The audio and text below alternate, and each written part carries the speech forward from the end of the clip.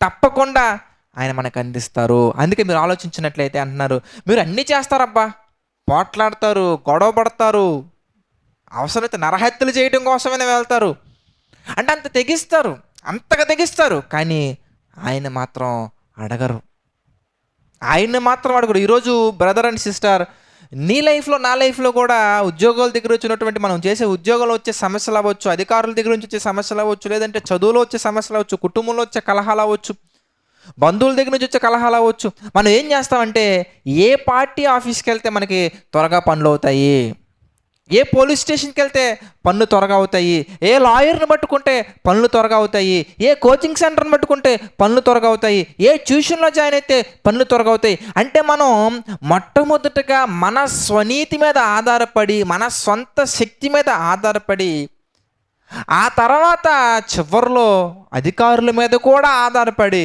ఇక ఆప్షన్స్ అన్నీ క్లోజ్ అయిపోయిన తర్వాత, శూన్యంలోకి మనం వెళ్ళిన తర్వాత, అప్పుడు దేవుడి దగ్గరకు వచ్చి సాగిలి పట్టడం వల్ల ఎంత సమయాన్ని వృధా చేసుకుంటున్నాం, ఎంత ఆరోగ్యాన్ని దెబ్బతీసుకుంటున్నాం, ఎంత దేవునితో సహవాసాన్ని కోల్పోతున్నాం, ఎంత పరసంబంధమైన దీవెనలు మనం కోల్పోతున్నాం. మీరు ఒకసారి ఆలోచించినట్లయితే ఇదంతా కూడా తిరిగి రావు.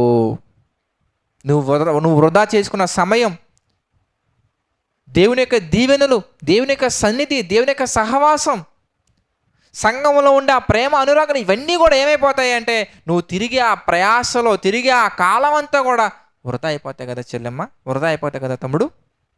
ఒకసారి ఆలోచించండి. ముందుగానే మనం మొరపెట్టినట్లయితే కనుక ఆయన అంటారు, ఇదిగో నాకు మొరపెట్టుము, నేను నీకు ఉత్తరం ఇచ్చేదను. మరి ఆ మాట మనకి ఎందుకు కనబడట్లేదు? ఎప్పుడో ఎవరో ఎక్కడో చెప్పినటువంటి ఆ పర్సన్ మనం కాంటాక్ట్ అవ్వడం కోసం చాలా ప్రయాసపడతాం, కానీ మన ప్రయత్నాలు దేవునికి ప్రార్థించిన తర్వాత కనుక మనం ప్రారంభించినట్లయితే, దేవుని సన్నిధిలో కనుక మనం మొనపెట్టిన తర్వాత, దేవునికి కనుక మన విన్నపాలను తెలియచేసిన తర్వాత, తండ్రి నీ చిత్తమైతే ముందుకు తీసుకెళ్ళయ్యా, నీ చిత్తం లేకపోతే ఆపివేయ్యా, ఏదేమైనా కానీ నీకు ఆయాసకరమైన మార్గాలలో నేను వెళ్ళకుండా నాకు సహాయం చేయ ప్రభువా, నీ సన్నిధిలో నన్ను దీవించయ్యా, నాకు సహాయం చేయ ప్రభు అని మనం వెళ్ళినట్లయితే కనుక, ప్రియులారా, దేవుడు తప్పకుండా అంటున్నారు, ఇగో మీరు అన్నీ చేస్తున్నారు, ఆశిస్తున్నారు, అన్నీ చేస్తున్నారు, పోట్లాడుతున్నారు, మత్సర పడుతున్నారు, ఆ బాబోయ్ అన్నీ చేస్తున్నారు, కానీ దేవుణ్ణి మాత్రం మీరు అడగట్లేదు. అంటే ప్రార్థన చేయకుండా మనం ఏ పని చేసినా కూడా అది సక్సెస్ అవ్వదండి. ఒకవేళ సక్సెస్ అయినట్టుగా నీకు కనిపించవచ్చేమో, అది టెంపరీ మాత్రమే. గుర్తించు, నువ్వు సక్సెస్ అయినట్టుగా నీకు కనిపించవచ్చేమో, అది టెంపరీ మాత్రమే. దాని ద్వారా నువ్వు ఎన్నో ఎన్నో ఎన్నో ఎన్నో సమస్యలు ఎదుర్కొంటావు. చాలామంది సిస్టర్స్ కూడా, బ్రదర్స్ కూడా కాల్స్ చేస్తూ ఉంటారు. ఇందాక కూడా ఒక సిస్టర్ గారు మాట్లాడుతూ కాల్లో మాట్లాడుతున్నారనమాట, బ్రదర్ వివాహం అయిపోయింది బ్రదర్, అప్పుడు అంతా బాగానే ఉంది బ్రదర్, నేను ఎలాగో చేసేసుకున్నాను బ్రదర్, వివాహం అయిపోయింది బ్రదర్. చూసారా, ప్రార్థనలో కనిపెట్టకుండా, దేవుని సన్నిధిలో మొరపెట్టకుండా, దేవుని చిత్తమేంటో గ్రహించకుండా వివాహం అయితే అయిపోయిందండి. తర్వాత ఒక 2 months 3 months బాగున్నారండి అంతేనో, తర్వాత వాళ్ళ మాటలు వీళ్ళ మాటలు విని నన్ను పుట్టింటికి పంపించేశారండి. మళ్ళీ తీసుకెళ్లారండి. ఒక బాబు పుట్టిన తర్వాత అర్ధాంతరంగా విడిచిపెట్టేశారండి.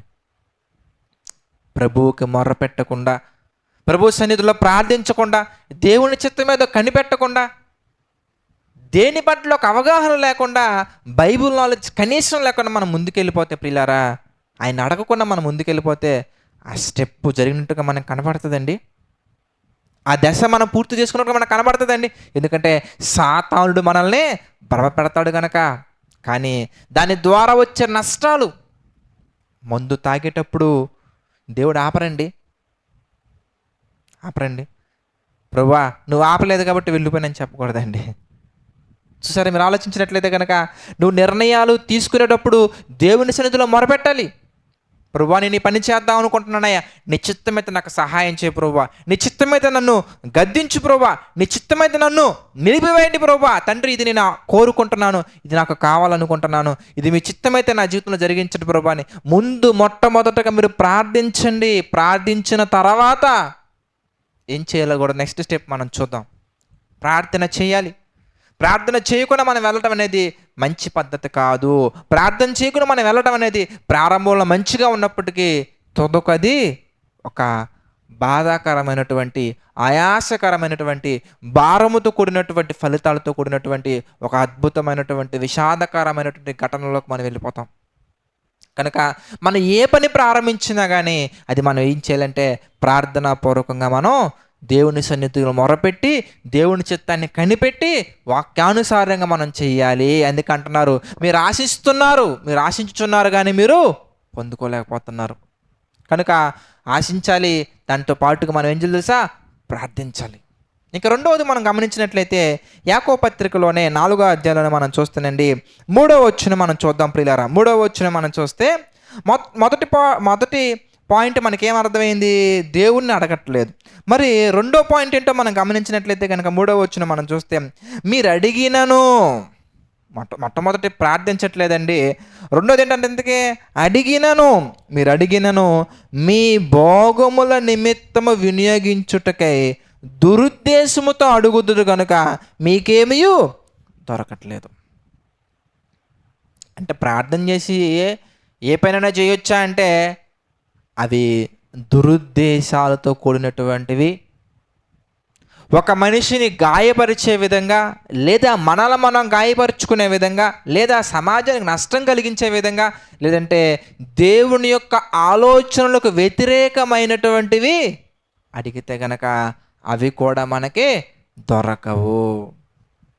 చూడండి, మనం ప్రార్థించాలి. మొట్టమొదటి పాయింట్, ఆ ప్రార్థించేవి ఎలా ప్రార్థించాలి? ఎందుకంటే నీ మనసు ఏ ఉద్దేశంతో నువ్వు అడుగుతున్నావు.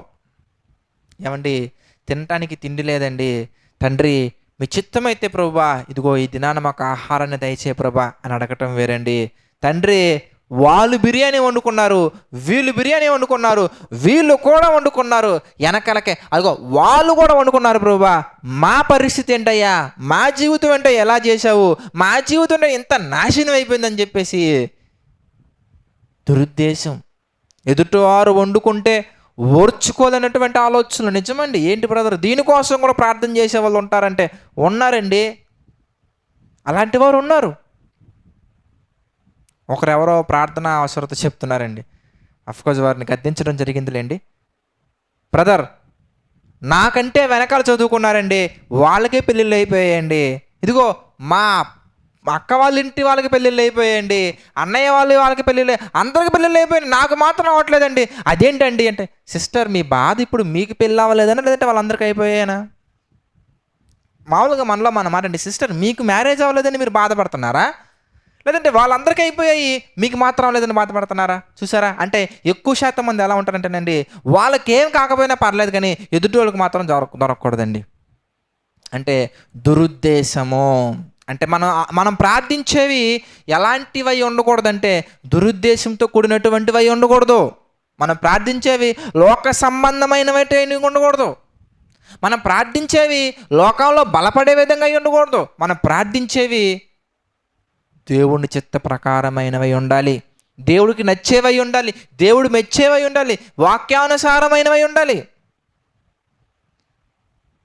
నాకు చాలా బాధగా ఉంది, మందు తాగాలనుకుంటున్నాను, సహాయం చేయ ప్రభువా అని ప్రార్థన చేయొచ్చండి? తప్పండి.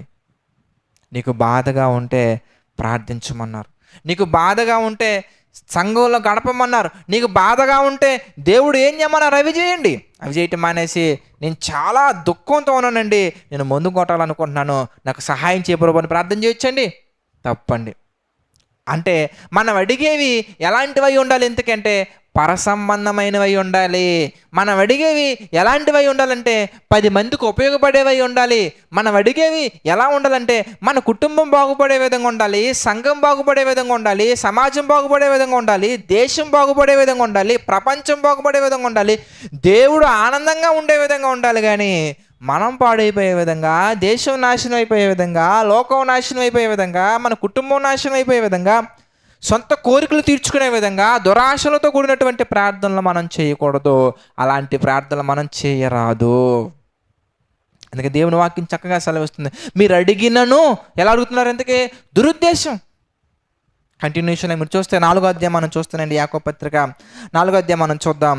4వ అధ్యాయము 4వ వచనం మనం చూస్తే, వ్యభిచారునులారా ఈ లోక స్నేహము దేవునితో వైరమని మీరు ఎరుగరా?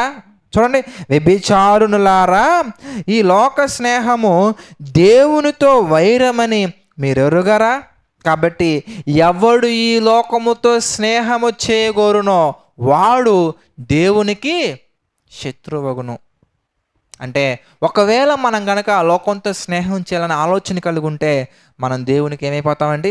శత్రువులుగా మారిపోతాము. కనుక దేవునితో శత్రుత్వం పెంచుకునే విధంగా ఆయన పిల్లలు అడిగితే ఆయన ఎందుకు చేస్తారండి? మీరు ఆలోచించండి. మీ ఫాదర్ దగ్గరికి వెళ్ళి, ఫాదర్ నీతో యుద్ధం చేద్దాం అనుకుంటున్నాను, నాకు డబ్బులు ఇవ్వంటే బాగుంటుందండి? మీరు ఆలోచించండి.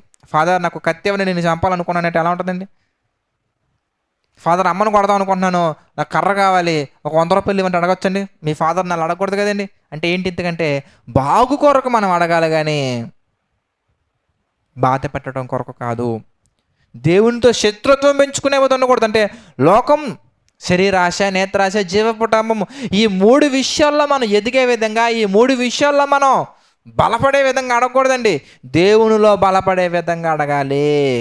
అంటే లోక సంబంధమైన వాటి గురించి మనం ప్రార్థించకూడదు. దేవునికి శత్రుత్వంగా మనం పెంచుకునే విధంగా మన ప్రార్థనలో ఉండకూడదు. మన ప్రవర్తన అసలే ఉండకూడదు. ఈ 2 విషయాలు దృష్టిలో ఉంచుకోండి. ఇంకా పాయింట్స్ ఉన్నాయి ప్రభు చిత్తమైతే నెక్స్ట్ టైం మనం ఆలోచిద్దాము.